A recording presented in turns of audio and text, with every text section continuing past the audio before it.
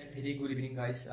আৰু এতিয়া মই আছো মোৰ ঘৰত আৰু নলবাৰী ৰাস মহোৎসৱৰ এটি ধুনীয়া মই ব্লগ শ্বুট কৰিছিলোঁ, মানে কেইটা ক্লিপছ লৈছিলোঁ আৰু সেইটো বৰ্তমান এডিট চলি আছে, অলপ অলপ চিম্পলি এডিট।